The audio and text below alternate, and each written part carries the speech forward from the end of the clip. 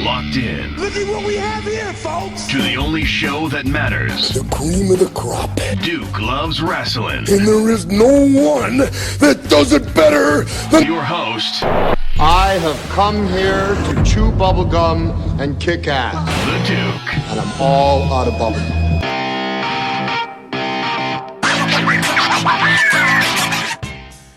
Welcome back to Duke Loves Rasslin, the show about pro wrestling and everything else. What is going on, everybody? I mean, we're talking about Thursday, September 5th, 2019. We are literally in the swing of the fall season. Football is starting back up. The baseball playoffs is knocking on the door. We got NBA basketball, the NHL. Everything is going to be going strong. This is really one of the more exciting times of the entire year. And you know, the pro wrestling content just won't stop. It just won't stop, baby. In fact, the man, the myth, the legend, David McLane, this is the guy who created Glow, and he's also the creator of WoW Superheroes. He is going to be one of our featured guests this week. He's going to be talking about the debut of Season 2 of WoW Superheroes, which is happening this Saturday on AXSTV, 8 p.m. Eastern Standard Time. In fact, David is going to break some news exclusive for the Duke Loves Rasslin audience. He's going to break some news that he hasn't told anyone else yet. So stay tuned. It's going to be some fun stuff there. I'll also be going over the top stories in pro wrestling, aka Run the Ropes. In fact, I got a special guest who is going to assist me in discussing the PWI 500, Pro Wrestling Illustrated's list of the top 500 wrestlers in the world. Someone's going to have to explain themselves in PWI, and I got just the guy to do it. But before we get to any of that, we all know about Maxim Magazine. This is one of the top magazines in the world, and literally the who's who. Some of the most beautiful and interesting people have been on the cover of Maxim Magazine for, since its inception. I found out that Maxim Magazine, they have a big contest going on, okay? They're in search of their next Maxim Magazine cover model. And I also found out that one of you out there are competing to hopefully become the next Maxim Magazine cover model. So I said, you know something? The Rasslin crew, we're very supportive. Let me invite this person to come on, share a little bit of information about herself, and more importantly, let all of you know how you can support her. Okay, we can get this done together here, folks. You know how we do. So without further ado, welcome to the Duke Loves Rasslin podcast. We're talking about the next cover model of Maxim Magazine, Michelle. Michelle, how you doing? I'm great. How are you? I am fantastic. Listen, first and foremost, congratulations. I just checked a little while ago on the website there, and you are number one in your bracket. Thank you so much. I'm pretty excited about it, actually. Yeah, this is pretty crazy because, Maxim Magazine is such a major publication, again, around the world. And the fact that you have entered this contest and you're number one, does it even feel real? It's kind of unbelievable. It just, I'm in a moment of still trying to figure it out, that feeling, but it's a pretty great feeling to start off with. Absolutely. Talk to us about modeling, because, just anyone who takes, and let me tell you something, folks. Let me not even get ahead of myself. First and foremost, while you're listening to this, everybody, I want you to head over to Maxim, so that's MAXIM, CoverGirl. This is all together, CoverGirl.com/vote/free/2019/Michelle. That's MICHELLE-7. And don't worry, if I went too fast, head over to the Duke Loves Rasslin Facebook page, head over to Twitter. I'm going to pin this at the top, the link to this, so you'll be able to find it very easily. But it's free to vote. Please head over there and vote. But take a look at how beautiful Michelle is. This lady like a high fashion model from like the glory years of high fashion models. I mean, she is just an impressive person here. So tell us about your modeling journey. How long have you been modeling for? I've been on and off since I was 19.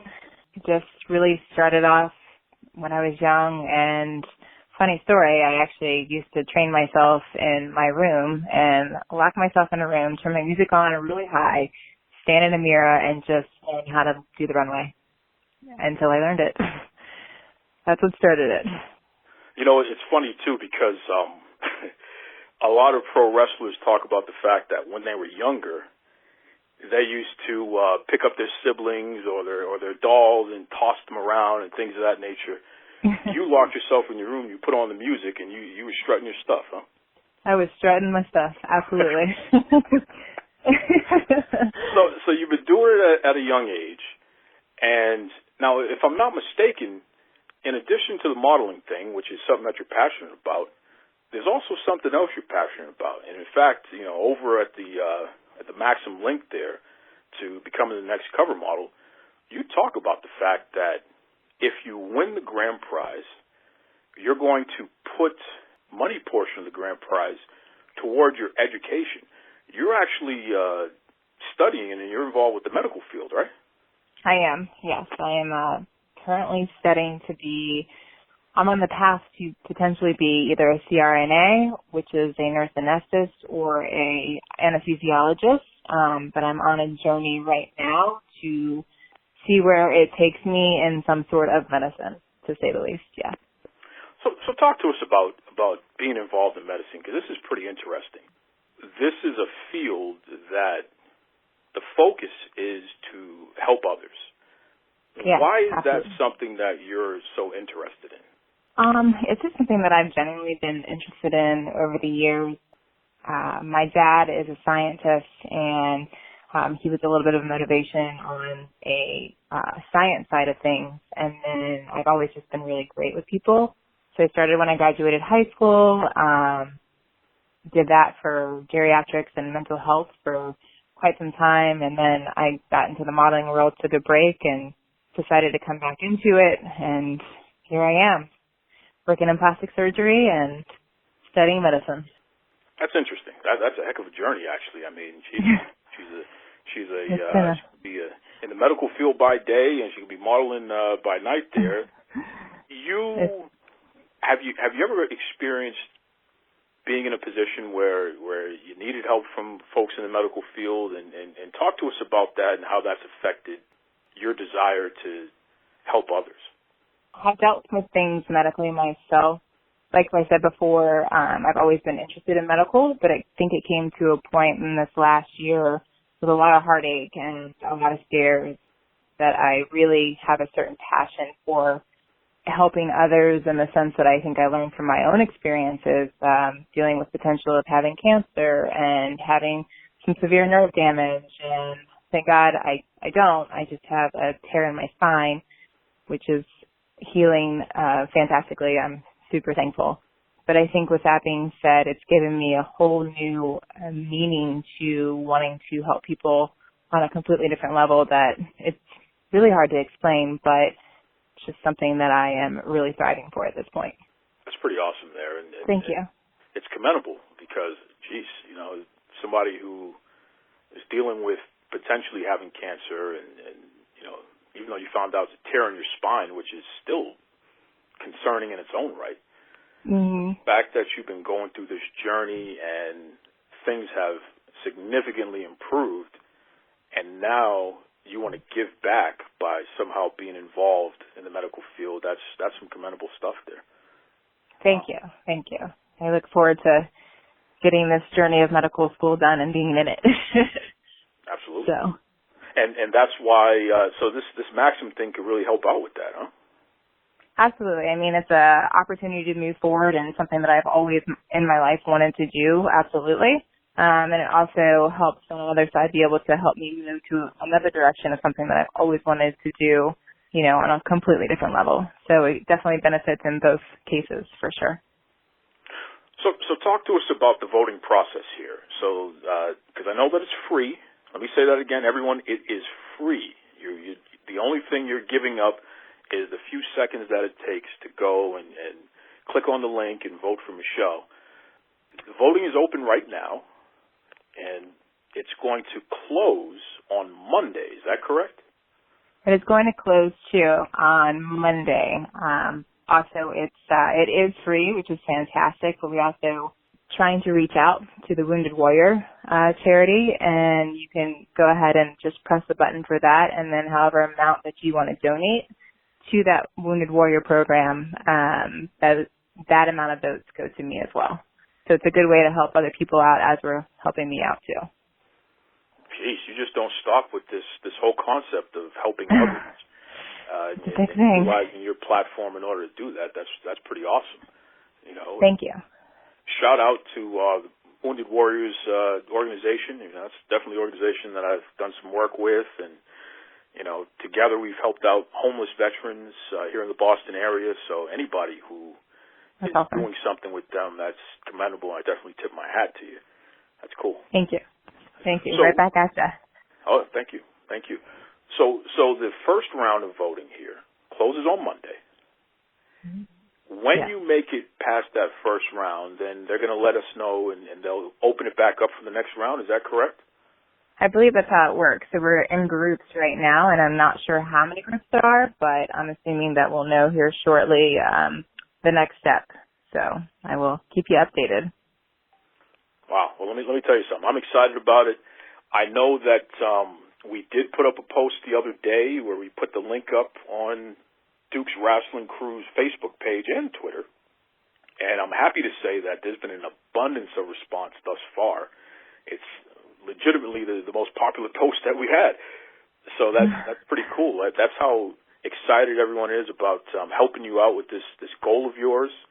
So everybody else listening, if you haven't seen it on the Facebook or Twitter page yet, I encourage you, head over to MaximCoverGirl.com/vote/free/2019/Michelle-7. Again, it's on the Facebook page, it's on the Twitter. Vote for Michelle, please. Let's get her to the next round. And then I'm going to challenge you on something, Michelle. Okay. I would like you to come back when you make it to the next round and give us an update. And we'll continue to just go through this journey with you. We want to see you go all the way to the top until you finally make it on that cover of Maxim magazine. And even more importantly, we want to see you make it in the medical field and continue to do what you do, which is give back and help others. Absolutely. And thank you. I look forward to moving forward, and I thank everybody for their support. It's genuinely, truly appreciated. How cool is that?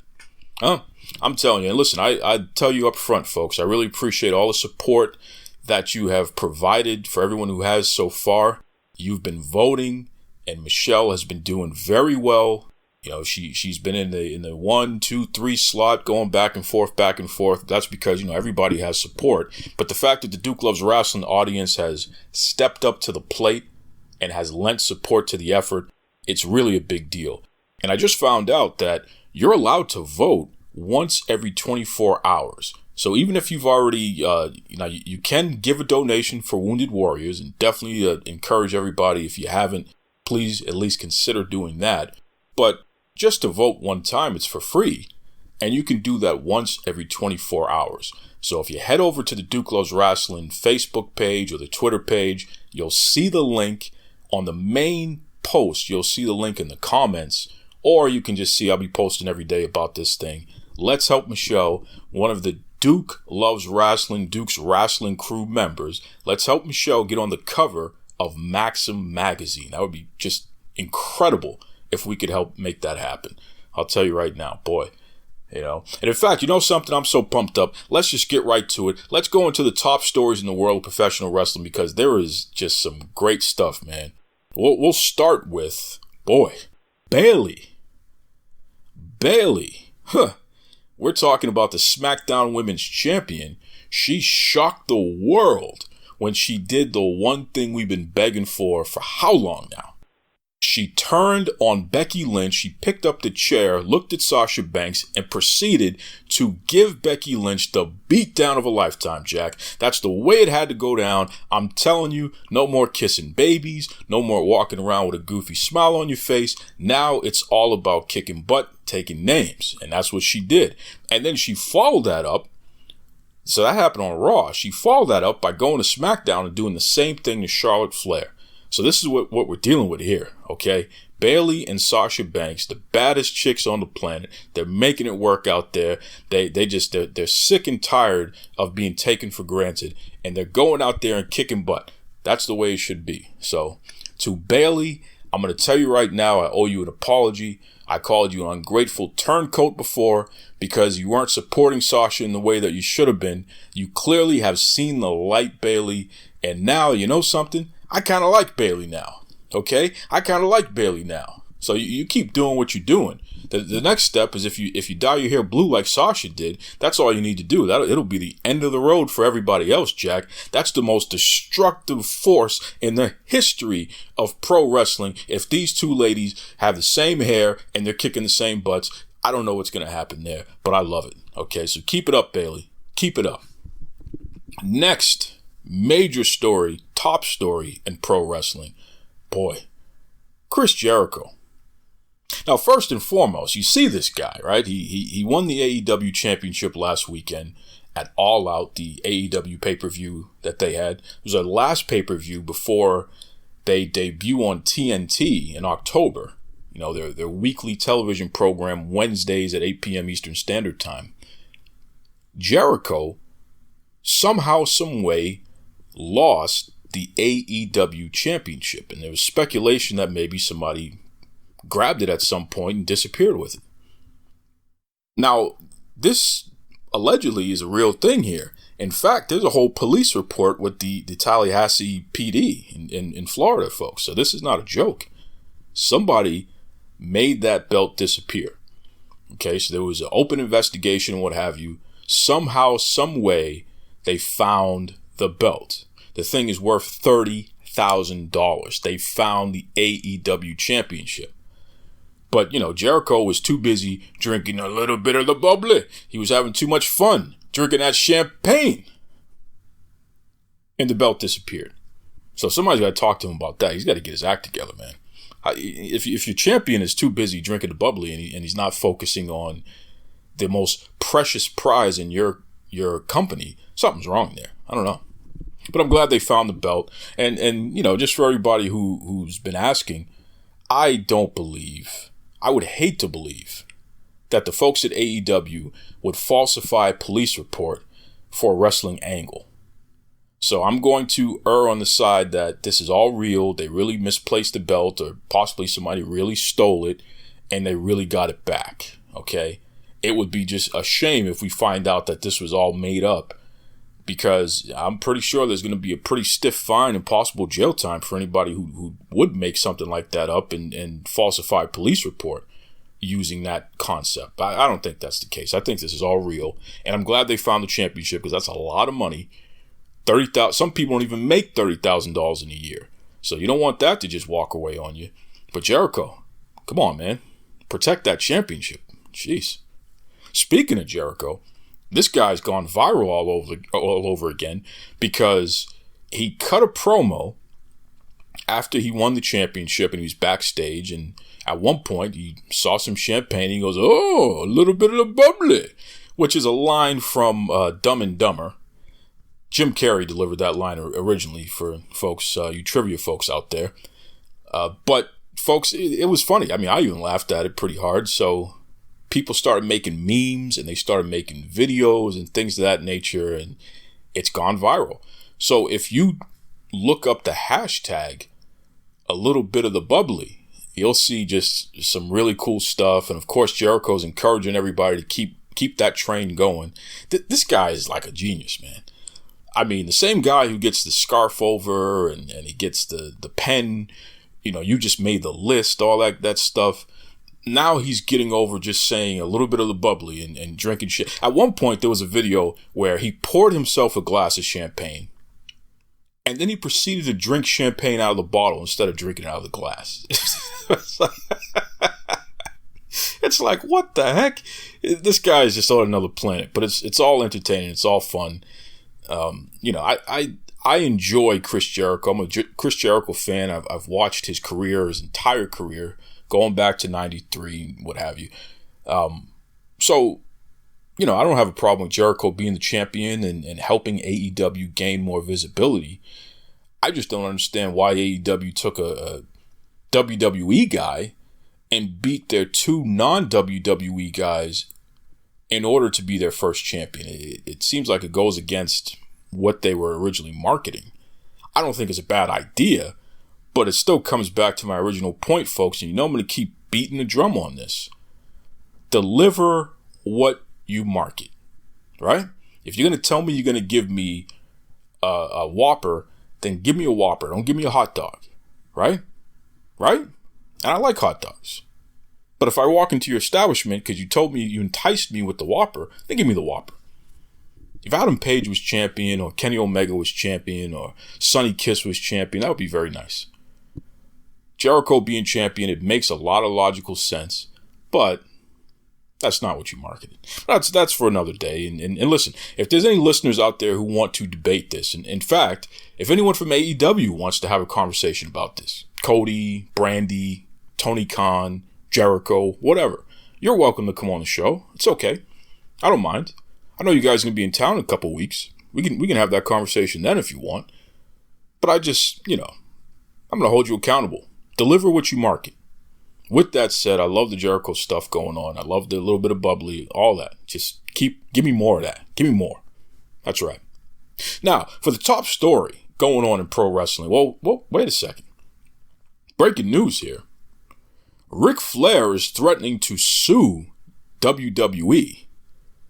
Flair is so frustrated over the WWE making merchandise and making money off of the phrase "the man," which Becky Lynch has been throwing around a lot. Flair is going to trademark "the man" and then sue. That's ugly.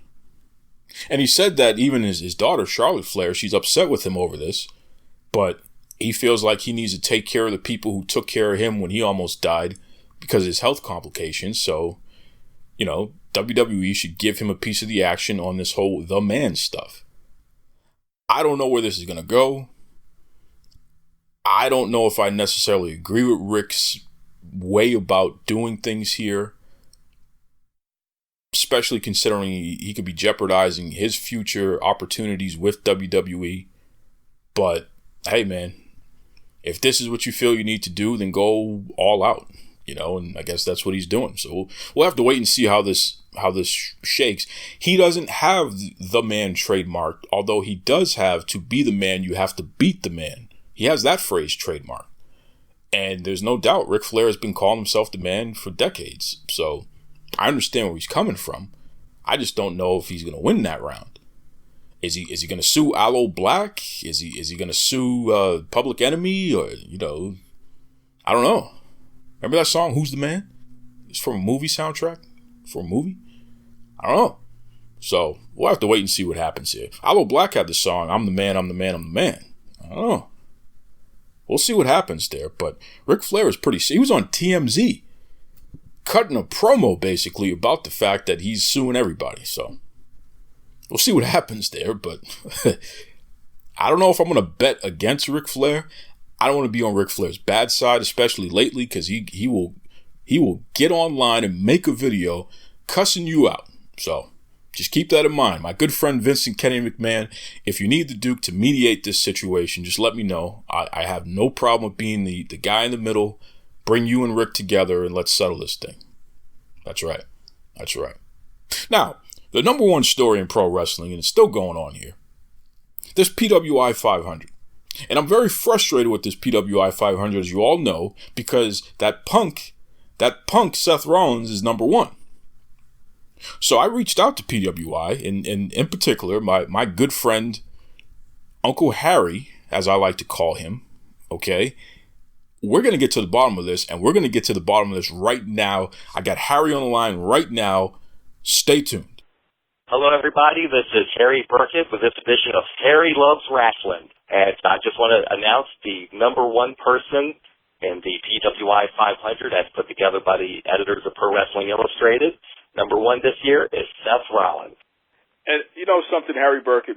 I'm gonna tell you something right now, okay? And I call you Uncle Harry because you're like part of the family here.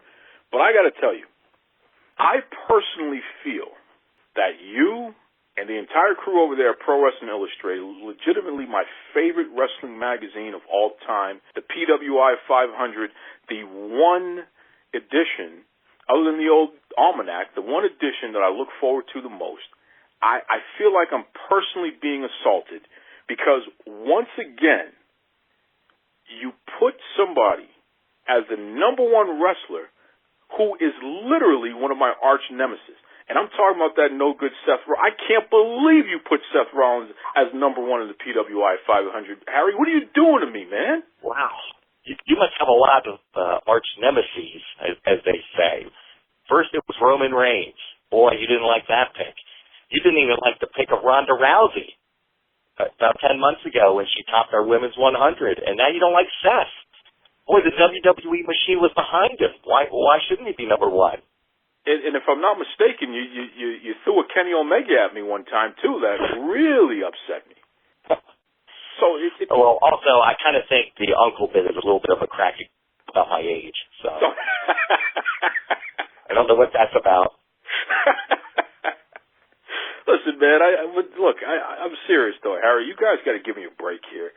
How the heck could you ever in your life rank Seth Rollins as number one out of an entire list of 500 of the top wrestlers on planet Earth? How the heck did Seth Rollins get number one? Well, I hate to be the turn the tables guy, but I do have to ask you because I'm curious. Who did you want to be number one? Well, I think that if you guys didn't have an agenda to legitimately make me upset like you pretty much do every year, it could have been Daniel Bryan, or it could have been Kofi Kingston. I mean, either one of those two guys would have been perfect. They both had stellar years. They both were literally tearing it up out there, having some of the best matches of their career, and yet you pick a punk like Seth Rollins. Let alone another side note. What did you think of the controversy, what he had to say about Will Ospreay? I guess you didn't care for that either. Did it diminish him in your eyes?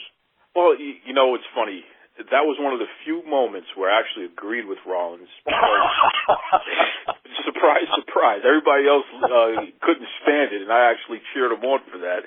And listen, shout out to Will Ospreay. I've been saying that he's a flippy move mania guy, going all the way back to his matches with Ricochet. And Ospreay's been a good sport and responded back to me, telling me to, take a hike or what have you, which is fine.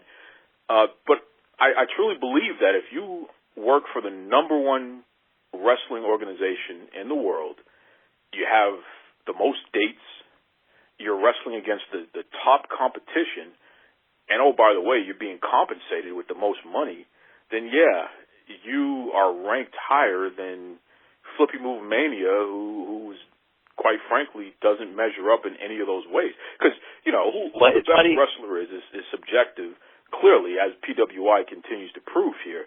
So I don't think Ospreay has any argument if he wants to claim that he somehow is better than Rollins, because his bank account doesn't say that.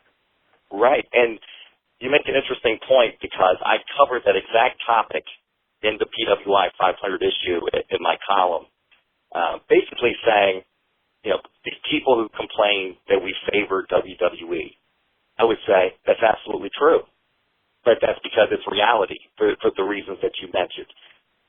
Not only more dates, but you have to reach a certain level of experience and expertise just to be in WWE. And I made the comparison between Marty Scurll and Bobby Roode. Marty Scurll, he had a lot more momentum than Bobby Roode. He was a lot more talked about, had a bigger buzz, but Bobby Roode worked for the biggest company on the planet, WWE. And that has to be weighted in the decision. And that's part of the decision behind Seth Rollins. And I don't want to say, I don't want to paint him as a default choice because we can pretty much make that argument almost any year. So-and-so made number one because number two didn't cut it or number three didn't cut it. But Daniel Bryan, I'll speak to him. He was our number two. He had an exciting run as WWE champion, but his big run didn't start until late December, and then it ended just a few months ago. Whereas Seth Rollins, even though he's not been Universal Champion for the entirety of the past year, I would say that the machine has been behind him, that he's been treated as their top star by the company. Now, whether he is genuinely perceived as a top star by the fans is a different matter. I guess time will tell. But it just seemed like he was the flagship of WWE this year. And Kofi Kingston, I would say, was mainly a victim of our evaluation period because his true ascendance didn't begin until February, at Elimination Chamber and then that great WrestleMania that he had.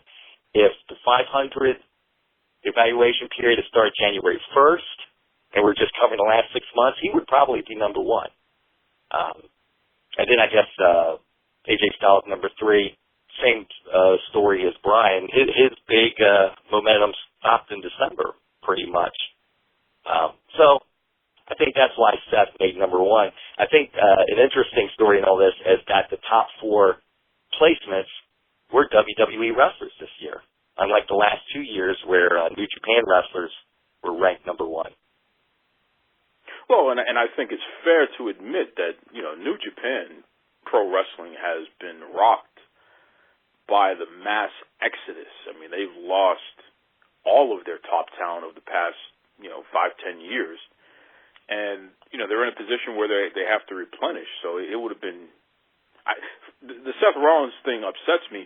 It would have been bloody murder if you would have actually put somebody from New Japan Pro Wrestling in one of those top four spots because it just wouldn't have made any sense. It wouldn't be true.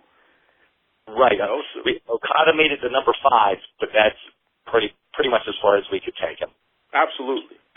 Because I can't think of any series of Okada matches that would have been higher than anyone in the top 4. And look, I'm a reasonable guy. If you would have put Seth Rollins at number 3, I wouldn't be as upset. I just don't buy that the Kofi Kingston run, as massive as it's been, because you got to remember, he was also tag team champion during that period too. And the New Day are consistently in one of the top merch sellers in the entire company. So Kofi has been, and he doesn't get injured either. I think Seth Rollins was injured at some period during your grading period there. True. Come on, you couldn't find a way, Harry.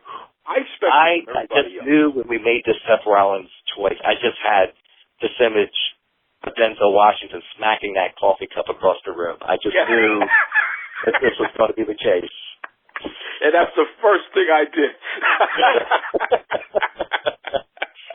I tell you, I'm a little bit of a doubter when it comes to Seth Rollins.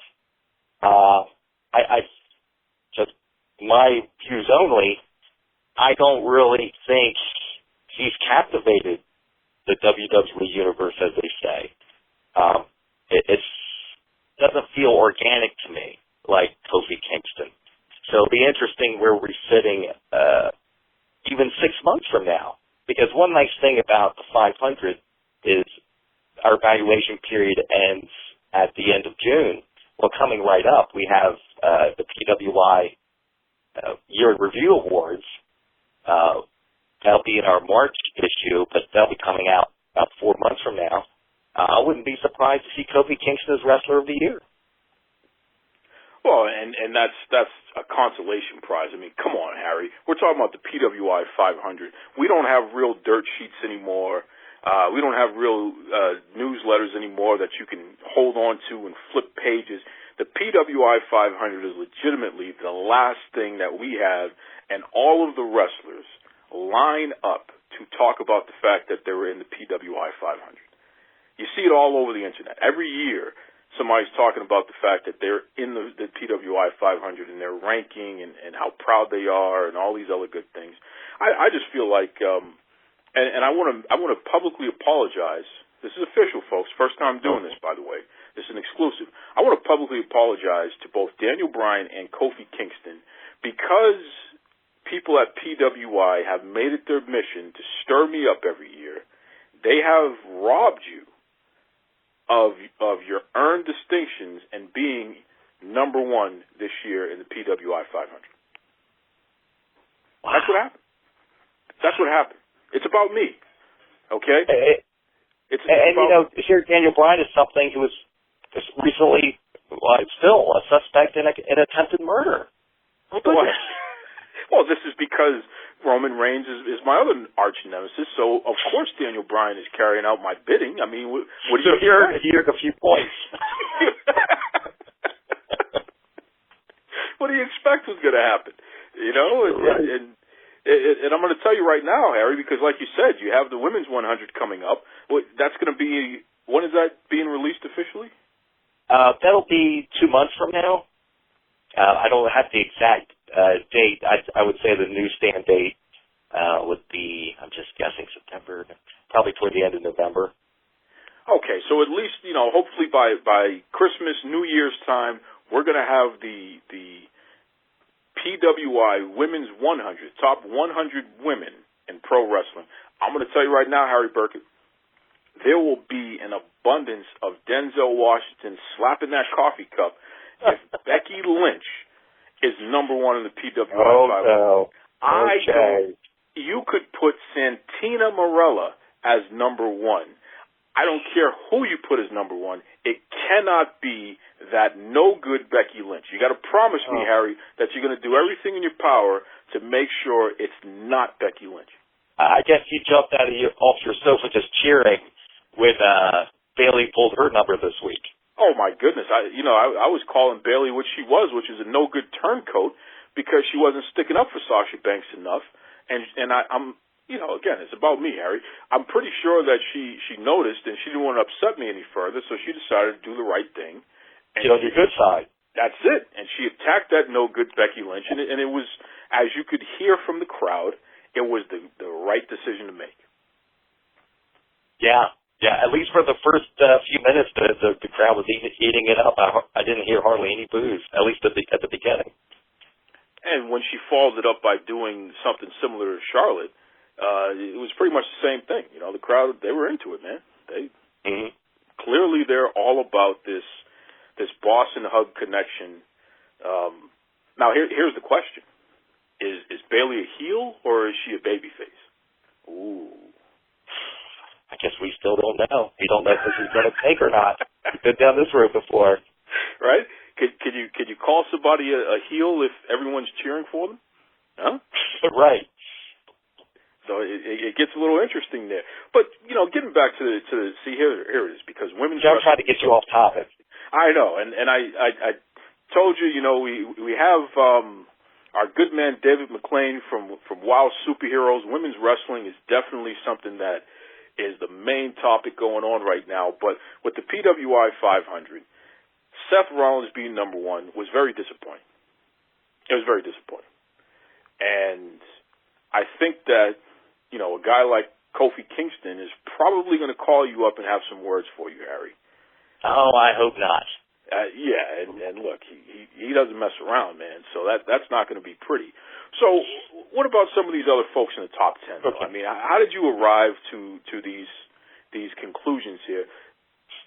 Just from a general standpoint. Trying to look at the other names we haven't mentioned. Johnny Gargano. He's definitely a good representative at NXT. Sure, yeah. Sure. Now, I see Roman Reigns here. Now, I'm sure you don't want him anywhere near the top 10, but don't you think he received his rightful humbling by just being number 7? Are you kidding me? A guy, now, how, during your period where you were ranking this, how much time did Roman Reigns miss during that period? Well, he missed quite a bit of time. He missed quite a bit of time, and yet he's still in the top 10. That's got to be the biggest slap in the face to everybody. Well, I hate to bring up another sort of topic, but there is precedent for this. Sort of. Ronda Rousey being number one in the women's 100, and you complained that she didn't wrestle enough matches. You ever notice that I complain about the right things? You ever notice that, Harry? Right.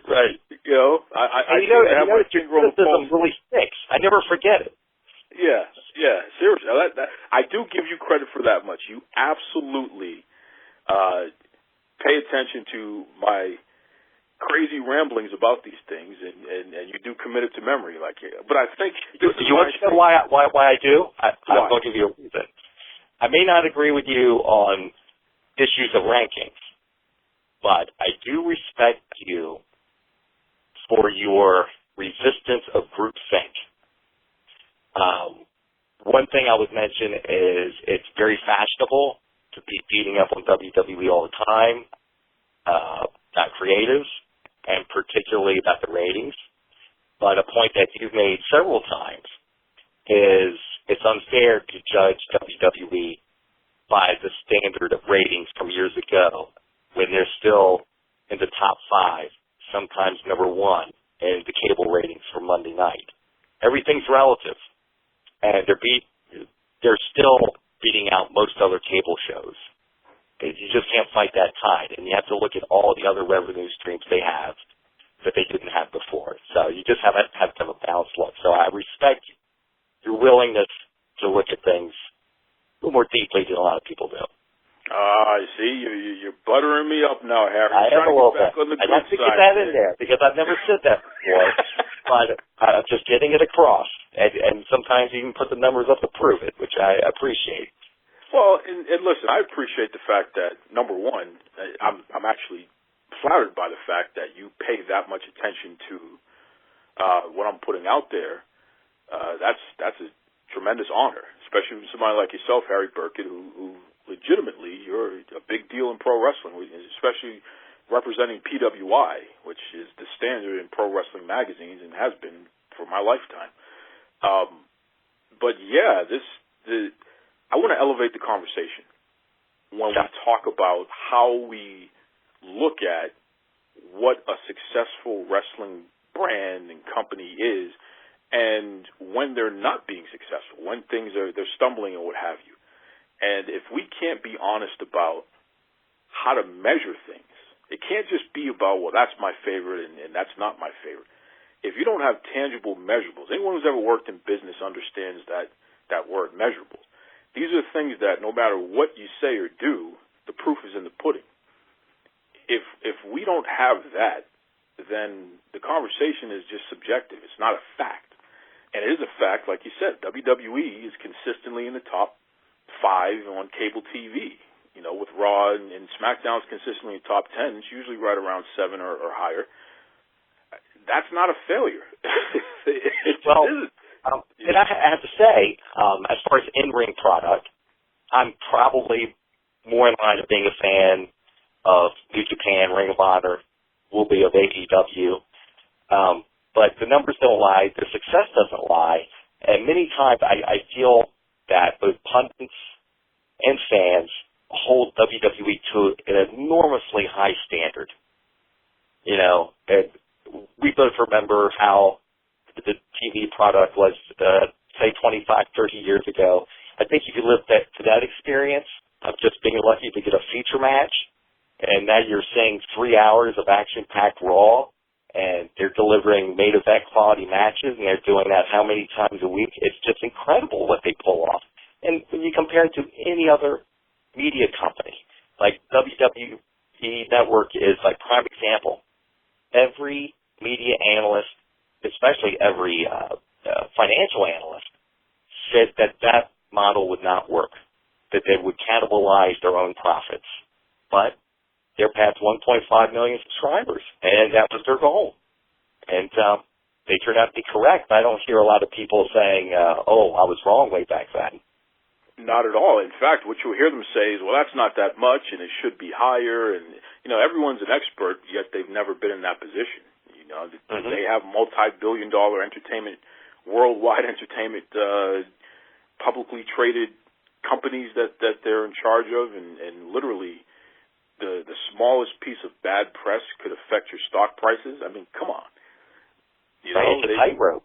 Yeah, it's a tightrope, and somehow, some way, they've managed to not only stay alive, but they're thriving. I mean, if you're bringing in more revenue in 2019 than you ever did in the history of your company, in the history of the industry, why would you ever dramatically change anything that you're doing as far as the product is concerned? Why would you do it? Right. You just have to have perspective. Yeah. It's not all about last night's numbers. Absolutely. Agreed. But in terms of, you're not gonna, and Vince McMahon said it best, we're not going back to blood and guts. It's a PG program, and we do have more room where we can be a little bit more realistic and do some things. We haven't even touched the line yet, but we're not going to leave PG because look at all this money we're making. Like, what? Yeah, right, absolutely. Who is this? You know? Like, why would you stop? So that's interesting that you're paying attention to that, though, Harry. I do appreciate that, and I'm going to keep that going. And I think that a lot of times folks forget. I've held the WWE accountable and continue to do so on a lot of issues, including the Roman Reigns being pushed down everybody's throat and the Ronda Rousey stuff and what have you. Yeah, I don't mind talking about that. But I'm also going to hold these other promotions accountable as well, like pointing out that New Japan they've lost a lot of talent and they don't deserve to be ranked as high as the big boys right now because they need to rebuild. Right. And Ring of Honor, too. Ring of Honor, too. I'm embarrassed by what Ring of Honor's, the way that things are going with them right now, because I feel like with Sinclair purchasing an additional either 21 or 22 regional sports networks, Ring of Honor is pretty much going to be in every marketplace in the country. So in terms of visibility, until AEW airs, Ring of Honor is still the number 2 American pro wrestling company, that's going, just because of the nature of their footprint on television. Why aren't you investing into this company and delivering a product that is worthy of the distinction of being at the very least the number 2 promotion? I don't really get it. Right. Sometimes they actually give the impression that, we're just happy to lurk in the shadows. Yeah. Yeah. They're going for the gusto. And listen, I was at the very first show. That main event with Daniel Bryan, who was the American Dragon, and Christopher Daniels, and Low Key, like that was awesome. I was there. Yes. The Founding Fathers, yes. Yeah, man. So it just hurts me to see that they're not realizing their potential in 2019, which is legitimately probably the biggest time in the history of pro wrestling. True. Yes. And you would think they'd be riding the wave a little better. It's crazy. We're talking to Harry Burkett of Pro Wrestling Illustrated. Now, Harry, I got to bring something up. And it's something that I noticed on Twitter, and it actually has bled over to Facebook as well. It's a really interesting discussion. There is a group, and they have the Twitter handle. It's at Black Rexcellence. So it's at BLKWRECELLENCE.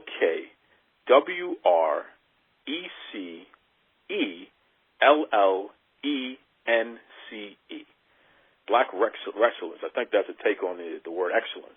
The idea here is that the PWI 500 came out. So this is a list of the top 500 pro wrestlers in the world. The concern is there were like less than 35 black pro wrestlers on this list of the top 500 wrestlers. There was significant discussion surrounding that. Where are all the black wrestlers? I know this one, I know that one, I know this one. And that discussion spawned into a list. They compiled a list, and I'm actually looking at it right now. There's at least 239 names on this list. And these are all black pro wrestlers who are out there. Of course, most of them are in the indie scene and what have you. But folks chimed in and got very passionate about this and saying, they missed this one, and they missed that one, and they missed this one. Talk to me about something here, Harry, in terms of how Pro Wrestling Illustrated compiled this list and the PWI 500. And what's your initial response you personally to a controversy like this? Well, just speaking for myself, I wasn't aware of this list until you mentioned it to me here, which may betray my blind spot, that I didn't realize this conversation was going on. And I haven't been privy to every 500 meeting, so it is possible the other editors and writers have discussed this, but to my knowledge, this was not part of the conversation when we put together the PWI 500 this year. Now, I guess the larger answer to your question, you were asking how the list is put together. Just to give you a little bit of history, I would say for many years, probably the first 15 years of the 500, the information that we got on individual wrestlers was very promoter-driven. It was promoters across the country sending us packages and dossiers and folders and black and white glossies of all their top stars, and they would also let us know, okay, these are the wrestlers we're pushing, these are the ones we feel are talented, and these are the ones who we think will be big in the future. So that was of great assistance to us. Now, we're into the internet age. We don't have promoters sending us material anymore, and that's fine, because we have YouTube and we have information out there, streaming services.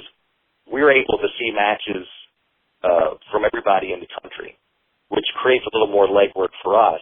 I would say that Dan Murphy and Al Castle, they're the other senior writers. They do the lion's share of that. I come in where I assist in typing up the bios. So this has not been a conversation that we've had, but now that you bring it to my attention, I'm sure it's something we will talk about.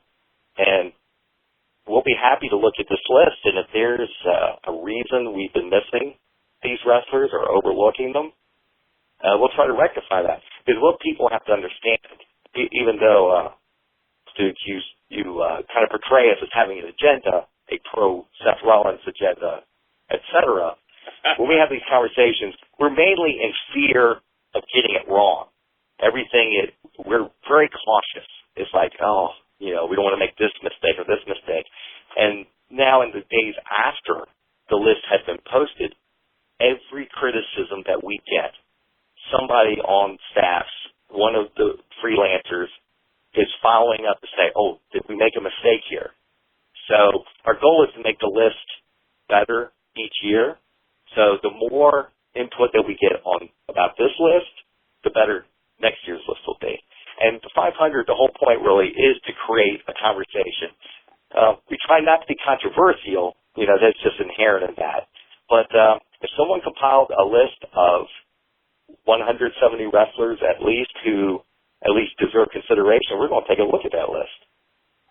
That's a great response there. So what you're saying is you're encouraging the wrestling community as a whole to send information and call out the wrestlers who they want to see on the list and more wrestlers on your radar. Right. And I have to say, if this is indeed a place where we've had a blind spot, we've had those before. We had a blind spot where we never had a Japanese wrestler number one. When going back in history, maybe Dean Malenko should have been number one in 1997. Maybe it should have been Masala. Things like that we look back on. And another topic is always, or it used to be back in the day, regions of the country that were overlooked. We would hear, half the 500 is from the Northeast or the Carolinas. Well, what about the West Coast? Or, so as times change, we kind of have to evolve our strategy so we include everybody. Well said. Well said. And listen, this could have gone, a totally different way. You could have said, well, that's what we do, and who cares? People upset, what have you. This is the reason why I have as much respect and admiration for somebody like yourself, Harry, just because you get it and you understand that this isn't about you. This is about the community itself, the entire wrestling community. And if you're going to compile a list of the top performers and what have you there. You're never going to get it 100% right 100% of the time. It's never going to be perfect. It's never going to satisfy everybody. But that's the whole point of evolution. That's the whole point of having these discussions and people bringing these things to the surface. I'll tell you right now, the very first PWI 500 does not look like today's PWI 500. Well, of course, that starts with number 500, where you recall that was always a joke wrestler, Garbage Man or Zeus, or, now you're lucky to be number 500. Of course. And one thing I do want to point out, I think most people recognize this. We've never pulled a Vince Russo swerve with a number one or even, Wrestler of the Year just to create controversy. Because we understand that our strength is credibility. So that's why we desperately try to get it right. Folks, that was part 1 of my conversation with Harry Burkett of Pro Wrestling Illustrated. Just, Harry's just a wealth of knowledge and real fun to talk to. He is legitimately a wrestling nerd like I am. So, even offline, when me and Harry get on the phone with each other, we're going to be on the phone for hours, just swapping stories and talking and having a good time, what have you. But there's a part 2 to that conversation where we get into more general wrestling discussion. You'll have to wait until next week to hear it. But, this stuff with the Black Rexcellence folks there and everybody in the community who were very serious about the fact that there really weren't many black wrestlers in the PWI 500 this year. And I feel Harry's response to that was pretty solid. Let's take a look at this and let's come together and work on this thing and solve these issues. Like Harry said, it's not the first time they've had blind spots. Not having a Japanese wrestler is number 1 ever, which is just insane when you really think about it. And they've corrected that issue in the past. So, hey, when folks are reasonable enough and willing to admit, something, you have a point there. Maybe we messed up on that. Let's take a look at it and let's figure out how to solve that problem. Will you work with me? Will you help me solve this problem? When folks come with that kind of energy, everybody wins. Everybody wins. So I can't wait to see what comes out of this. Now I'm anticipating next year's PWI 500 like I do every year anyway, but now I think next year's PWI 500 could be the best ever. We may see the most diverse PWI 500 in history in 2020. So take a look at this year's list, folks, but stay tuned. It's only going to get better. That's right. Okay, listen, we're going to take a quick break because up next, we got him. The man in charge of WOW Superheroes, David McLane. This is Rudy Boy Gonzalez of the Texas Wrestling Academy, and you're listening to Duke Loves Rasslin.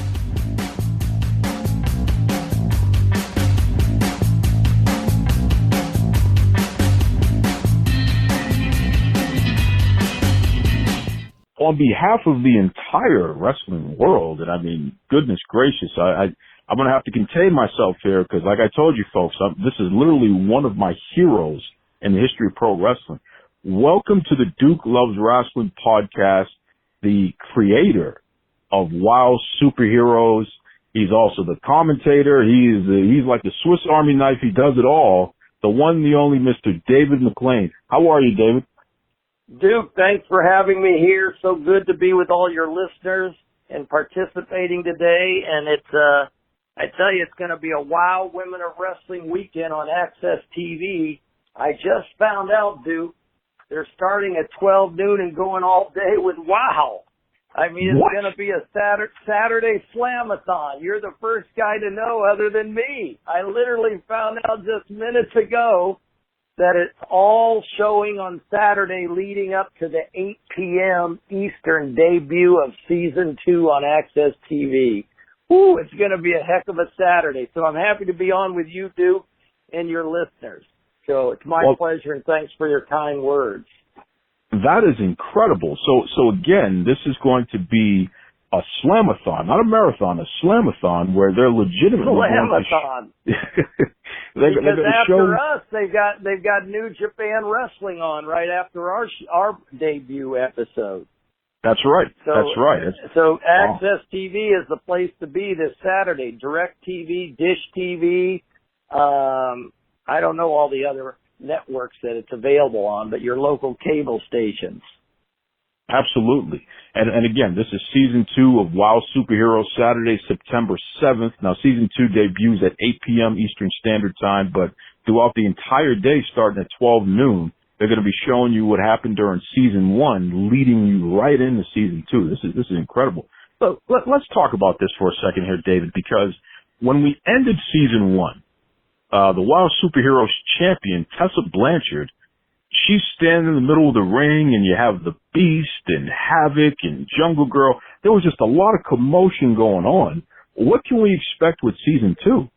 Well, as you all know, and you're exactly right, Duke, season 1, Tessa Blanchard came to WoW Women of Wrestling for our debut on AXSTV, and she was gunning for the championship. She wanted the WoW championship. She wanted to add WoW to her prestigious reign of having all the championships around her waist.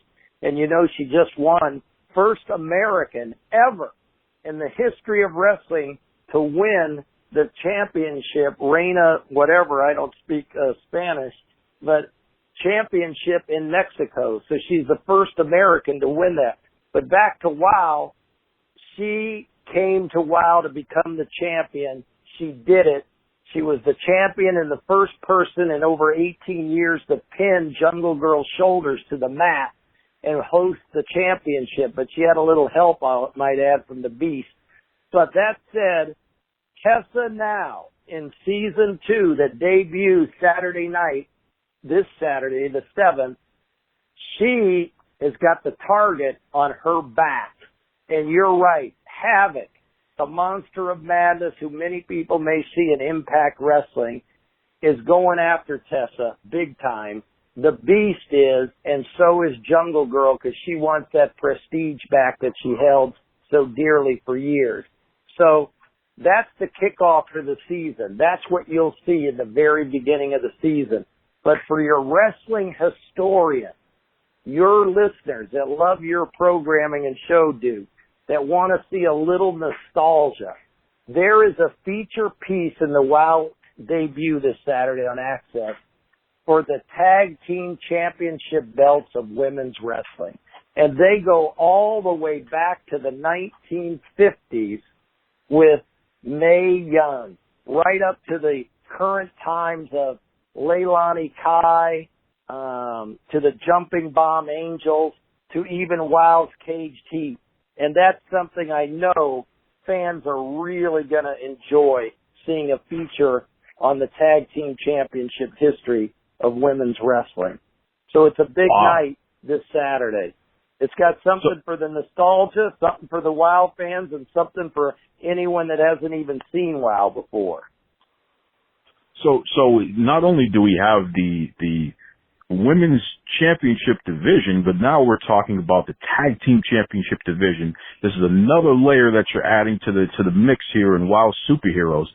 That is incredible, because you definitely have a lot of talented ladies in that promotion there.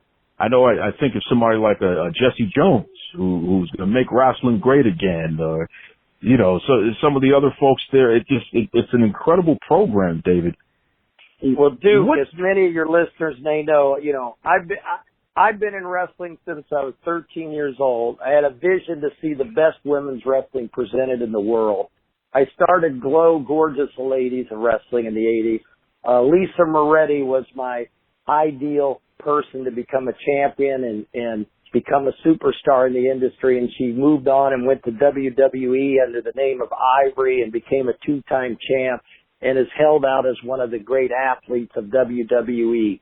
And subsequently, my vision was never materialized. It never materialized from numerous business hurdles to numerous lakes that were too deep to swim in, and I just had to keep pushing forward.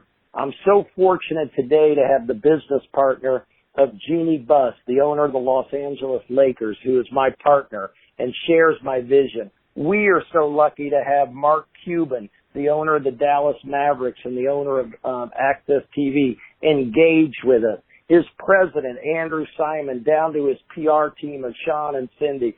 We've got a team that is totally behind and dedicated to presenting the world's only dedicated 1-hour wrestling television program, period.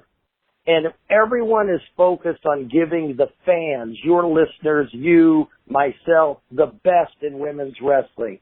And some people have noted this, and I believe it, and I agree with them. And I say this with being the most humble person, saying it with appreciation and being humble. Wow, Women of Wrestling, when you see it debut on AXS TV this Saturday through its entire run this season, WOW is the best wrestling on TV, period. I didn't say women's wrestling, I said wrestling. WOW is the best wrestling television show out there. And I think the fans are going to love it. There's something for everyone in it. And you're right. Going back to what you said, Duke, we really have dedicated ourselves to presenting the best wrestling with the best wrestlers. And we're so fortunate that we have a blend of the best independent wrestlers as well as, I'm just going to use the phrase, homegrown WOW stars like the Beast. Not since China has wrestling seen a phenom like the Beast. The Beast is a specimen. Wouldn't you agree, Duke? Absolutely. Absolutely. I mean, she is a specimen. You see it when Andre the Giant walked in. You see it when Hulk Hogan even walked in AWA days or was down there with Jerry Lawler. He was a specimen. When Joni Lawler walked in, she was something unique, a specimen. When you see the Beast walk in and that camera follows her down the path to the WOW signature purple ring, you know you're watching something special. And she will be in that ring this coming weekend going from Tessa Blanchard. That's her goal. And it's all going to unfold in front of our eyes on this AXS TV series every Saturday night on AXS, 8 o'clock Eastern. It's going to be great. And we've picked up, several wrestlers that wrestle independently, several that wrestle with Impact Wrestling, and the WOW superheroes that have been trained in the WOW Training Center in Long Beach, California. It's the only dedicated all-female wrestling training facility in the entire world. Another first. And I make that a point because we have 2 wrestlers coming in, one from Europe and one from Japan, and I think one from Canada. And they're all participating in this upcoming seasons of WOW Women of Wrestling. And how can we continue without noting, the fact that we've been so blessed to have Tessa Blanchard, who's just proven that she's one of the best, if not the best in the industry. And she became to WOW not through her last name Blanchard, but because of the person she is, my meeting her and her facilitating herself in this industry to become the best. And now we're blessed again to have another legacy name of professional wrestling join WOW, and that being Piper. Roddy Piper's daughter, Teal Piper, has joined WOW and will be featured in the WOW Women of Wrestling. And we're really lucky to have that, to have the legacy of those 2 performers in WOW. So, again, Duke, it's Saturday night, it's 8 o'clock, it's AXS TV, but I'm looking forward to Slamathon starting at noon. That is going to be special for me. We get to watch WOW all day long, right up to the climax of the beginning of the new season. Wow, we're talking to David McLane. This is the creator of WOW Superheroes. Now, David, you're a guy who, as you stated, you created Glow, gorgeous ladies of wrestling, which, on a personal note, and I have to tell you this, David, growing up, it was very difficult to find women's wrestling on TV. And Glow was the first program dedicated to women's wrestling, and that was something that you made happen there, and you really fed our appetites as fans who wanted to see the ladies mix it up and what have you.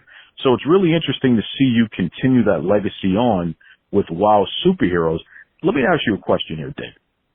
Why women's wrestling? What makes you so passionate, not just about pro wrestling, but about the women's wrestling in particular, that you wanted to deliver this to the world?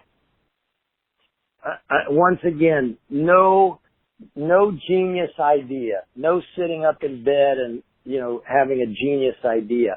I was fortunate enough to be in wrestling since the age of 13, selling photographs from Indianapolis to Cincinnati to Detroit to Chicago to St. Louis with my buddy Scotty Romer in Indianapolis. And we got to go on the road and ride in the ring truck and go to state fairs and see wrestling in little armories across the Midwest. And I recognized and saw, Sandy Partlow, even Wendy Richter later on, Debbie Combs, some of the lady professional wrestlers at that time, and they just weren't treated nicely, to put it, conservatively. And I asked why, and I was told they're just the girl wrestlers. They're just the girl wrestlers. And it's not, and it was just organic. It was just organic. There's no thinking until I got older, and I just said that isn't right. They need a shot. They're working as hard. They're driving as far. Why can't they be given an opportunity? And I was told no one was interested. No one was interested. Well, I was the announcer for Dick the Bruiser, and we were in the arena, and it was Cowboy Bob Orton Jr. against Dick the Bruiser for the main event. And the previous match before that was Princess Jasmine, an African-American wrestler from Chicago who'd had a factory job, against Candy Devine, who's from Tennessee. Anyone from that era of Jerry Jarrett down there knows her. Well, they wrestled and they tore the house up that night. And I said to the crowd, how would you like to see a main event between Candy Devine and Princess Jasmine, and we'll put them in a cage match and have the first women's cage match of all time? The crowd went wild, dude. I went downstairs and I told the Bruiser we're going to start a women's wrestling division, and he told me I was absolutely insane and nobody was going to watch it. It was a popcorn match, and I better get my brain on right and don't ever put the women on before him again, because they're going to outshine them. And that is where the start of Some Smarts came in, because that is where I said, screw it. These women have worked hard. I've seen them not treated correctly, but now a marketing brain clicked in, and I said women should have a league of their own. And that was before Penny Marshall created the fabulous movie, A League of Their Own, for the baseball. Yeah. Way before. Yeah. Oh, yeah. So, with that, we put up posters out in the gymnasiums. I was told I was a weirdo and a nut. I came to California.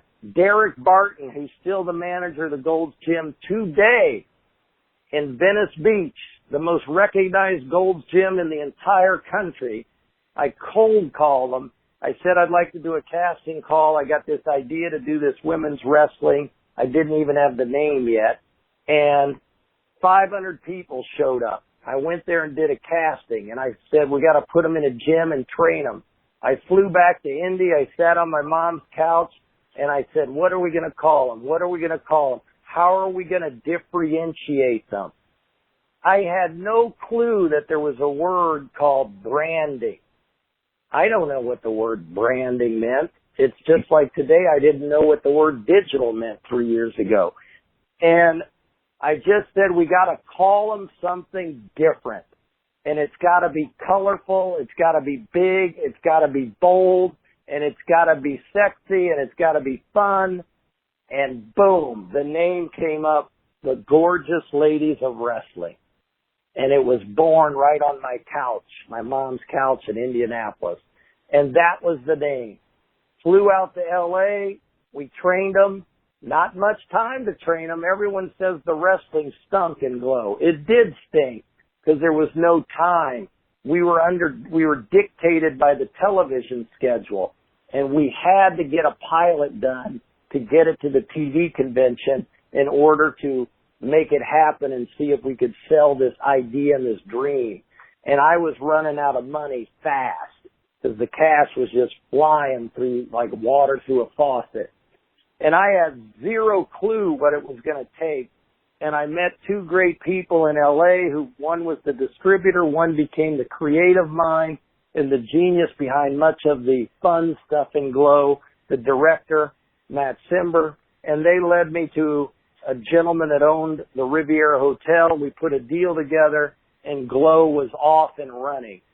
Then I sold it. Went in and worked for ESPN for 17, 18 years. And Jeannie Buss from the Lakers came to me and she said, we got to bring WOW. We got to do WOW, Women of Wrestling.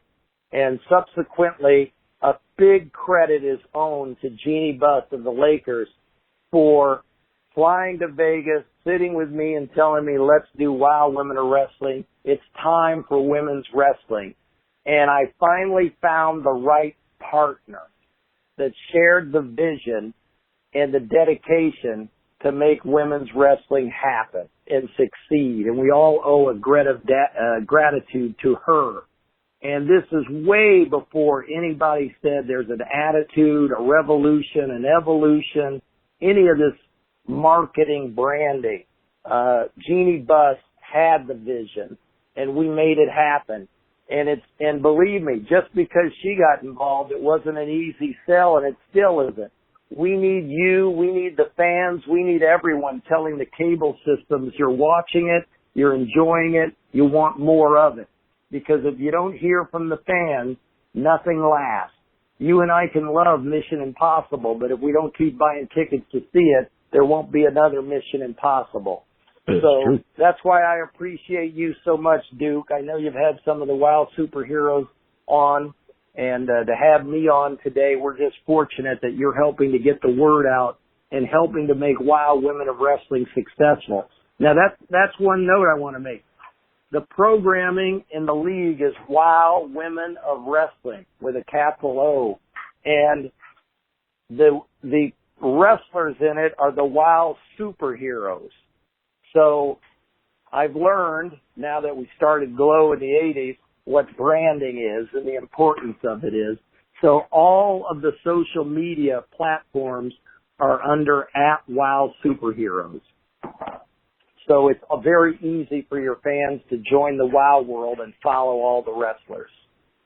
Absolutely. And I want to say, David, I really appreciate, and my listeners responded so well during season 1, the fact that the superheroes, these ladies were live tweeting and going on social media while the show was on, and they were at different locations. Maybe they were at a party or a restaurant or something. And as the show was going on, they were interacting with the fans at the same time. I just thought that was brilliant. Absolutely brilliant. Well, Is that going to continue? Are we going to continue to see that? Yes. This Saturday night, during the broadcast, Samantha Smart, who manages the disciplinarian, who's from Florida, who's not only the disciplinarian in the ring, she's also a 6th grade school teacher in the District of Florida, and she carries a smart ruler with her that's a paddle, and she's going to keep these kids that are on social media and smoking these little, whatever they're called with that, vaping. She's going to keep these kids on the straight and narrow, the old school way with the paddle, and the parents are so appreciative. I know Samantha Smart will be on, and I believe the disciplinarian, and I know that Teal Piper will be on, adding commentary this Saturday night to the WOW Spectacular. So wow. Teal Piper, Roddy Piper's daughter, will be engaged in WOW Women of Wrestling this Saturday night, and Samantha Smart will, and I believe the disciplinarian. If it's not the disciplinarian, I know it's another WOW Superheroes. They will be tweeting and socialing with the fans during the programming, which is very unique. And we're so happy that AXSTV helps us do that and, really engage with the fans. Absolutely. And let me just say this, David. That's Samantha Smart. She said that she's intellectually superior, but I know that she cost a disciplinarian a match last season. So I'm just putting it out there. I think we better check her credentials there, David. I'm just going to put that out there. I don't know. Well, her credentials are sterling. I hired Samantha Smart to work for me. I had no clue she was from Indianapolis, zero. She met Selena Majors, the trainer, and Selena told me, hey, this girl's awful smart. You should hire her. And we laughed at Samantha Smart, and she started working the front office with me. And after a month or two of organizing us, she said to me, hey, you guys don't have a Bobby Heenan. You guys don't have a Jimmy Hart. You guys don't have someone that's really intellectual and someone that's helping the wrestlers. And I said, yeah. And she says, well, I'm going to do it. And my first person I'm going to do is one that sent her information in to join WOW that I may have overlooked, and it was the disciplinarian. So Samantha Smart left me and has gone over and now is engaged in the programming, and here I am without an assistant. So she left me. And I'm not that smart. That's a heck of a story there. And not only has she left you, she's taken off running, brother. She is taken off running, and I've had to bring in Maria from Colombia to come in and be my new assistant. So who knows what's going to happen over the next few months. So it's going to be interesting. It's all happening this Saturday. It's going to be fun. Now, Malaya Santa Maria won't be in the ring, so don't be looking for anyone from Colombia in the ring on Saturday night. But we don't know what the future holds. Wow. Once again, folks, this Saturday night, WOW Superheroes on AXSTV. Season 2 starts at 8 p.m. Eastern Standard Time, but starting at 12 noon on Saturday, they're going to have the Slamathon. So you're going to be able to catch up on all the things that happened Season 1, and it leads you right into Season 2. I can't wait. Listen, David, once again, on behalf of the entire fan base, we appreciate all that you've done throughout the years, going all the way back to the 80s, and the fact that your passion for pro wrestling continues to burn, and quite frankly, with this WOW Superheroes, you really are doing your best work, which is just incredible to say that because you've been at it for so long. The fact that here we are, 30-something years later, and your best work is being put out now, which means that we haven't even seen your absolute best work yet. There's still more to come. Well, you're too nice to say that, but you're absolutely correct in saying it. And I just reemphasize, it's because of a team. I had a vision before, and, just like the Bruiser told me I was nuts, it was a one-man person banging on a drum and so many hurdles to overcome. And it's so nice to be joined now with a band and an army and a world of the universe like Jeannie Buss, Mr. Cuban, Andrew Simon, the president and CEO of Access Fight. I mean, this is now the best work, as you said, Duke, because it's a team. It's also the best work because of your listeners and your fans. Social media gives us an instant expression of their thoughts, their interests, their desires, who they love to see, what's happening, and we listen to them and we engage with them. So it's a new time, it's a new opportunity, and I'm just blessed to be doing it this long. And I really want to appreciate everyone that has said, WOW is the best wrestling on TV. I really appreciate that. And I really agree with everyone that said it. WOW is the best wrestling on TV. And they're going to see it on Access TV. It's a culmination of a 30-year-old dream. It's a culmination of the best talent in the industry. It's a culmination of the newest talent in the industry, like Tessa Blanchard and the Beast, the Lioness. And there are 3 wrestlers that are superheroes that are going to be on the program this Saturday night, Duke. and they are called the Psycho Sisters. Oh, boy. And they are Mesmeriah, Razor, and Fury. And let me tell you, I've never seen a trio of more colorful personalities than the Psycho Sisters. And when they get into the ring, I thought they were going to be booed out of the stadium. Booed. Get the hell out of here. And when they grabbed the microphone and they said, "Who wants to get Psycho?" the crowd went wild, dude. They love the Psycho Sisters. ProWrestlingTees.com. ProWrestlingTees.com.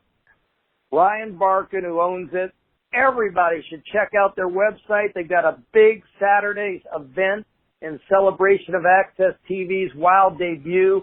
ProWrestlingTees.com has all the WOW superhero t-shirts available. So check them out. Go to WOWE.com. Click in on the merchandise.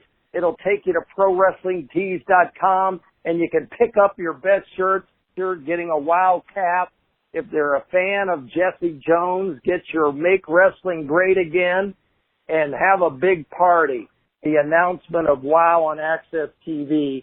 It's just going to be a terrific WOW day this Saturday.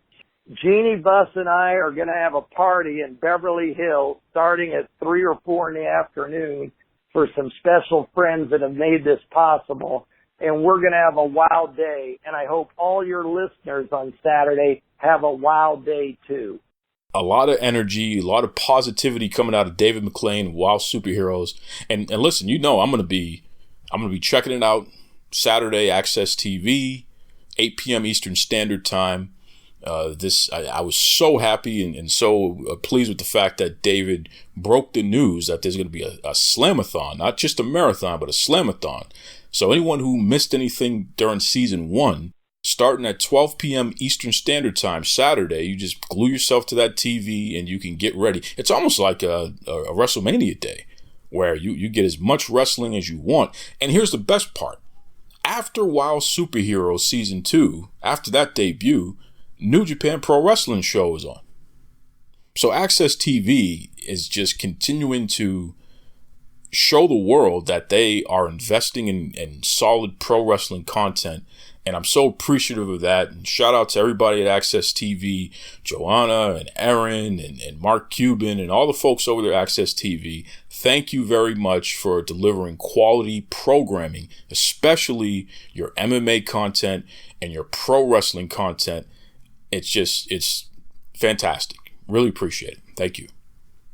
Folks, next week we got some more great guests, and I'm telling you, I've said it for a number of years now that I'm very serious and dedicated to delivering more women's wrestlers, more women's wrestling guests, and more women just in general here on the show. Let me give you a little peek behind the curtain. Our listenership, you folks out there in Duke's Wrestling crew, about 40% female, which is just fantastic. And it's an unusual stat for a pro wrestling related show. I don't know too many that can say that. So it's pretty awesome, and look, I would like to think the reason for that has to do with the fact that I respect all of my listeners out there, and there's a lot of entertaining content, but it's a pretty intelligent way of delivering the content to you. I'm not treating you like you're a fool, and at the same time, we've always been welcoming, and we want women's voices to be involved in this because we're all in this thing together. So yeah, I've already let David McLane and the crew know over at WOW, I want to talk to everybody. Why not? And I'm happy to announce that, Teal Piper will in fact be our guest next week. So that's going to be pretty cool. And we got some other exciting guests coming up as well. Also, don't forget RVD, Rob Van Dam, is coming up. There's a lot of cool things going on with this podcast. And again, I would never have been able to do this without your support out there. some great people out there who have been with us since day one. You continue to support us, and that's why we continue to thrive. And this train ain't stopping anytime soon, baby. We just keep rolling. That's right. So, until next week, be kind to yourselves. Be kind to others. Take it away, Tony Schiavone. Mr. Tony Schiavone, and we're desperately out of time on Duke Loves Wrestling.